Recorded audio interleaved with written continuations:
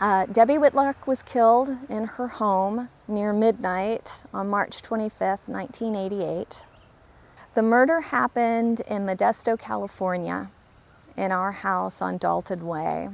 That was a kind of up-and-coming neighborhood, and it really shocked everybody in the neighborhood. She was killed with a knife from her house, which was our house, and there was no sign of forced entry. Her keys were missing, but found on a neighbor's lawn. Her purse was missing and was never returned, but nobody ever used the credit cards, or it was as if it just disappeared. And that's one of the things that so puzzled homicide detectives. My father called 911 at about 5:40 that morning. He had just come in and discovered Debbie in the middle of the hallway.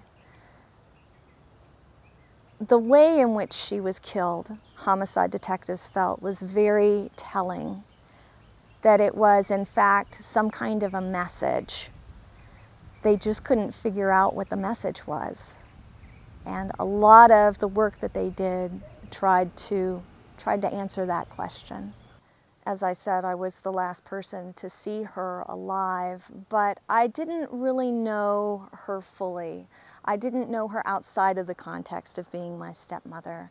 And through researching this, I got to spend a lot of time with her mother, with her friends, and really came to understand better who she was. You know, this was a woman who cared about hurt animals and took youth mission trips and really gave a lot. And those were things that I didn't necessarily, as a teenager, see in her.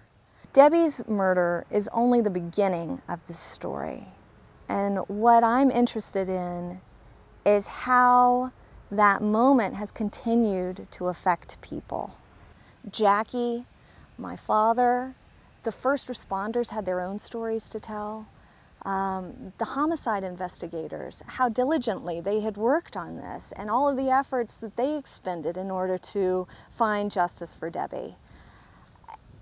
I was amazed at just the impact that this one isolated moment had. And I've really tried to convey that, I think, on behalf of not just our family, but on behalf of families that are dealing with their own unsolved crimes.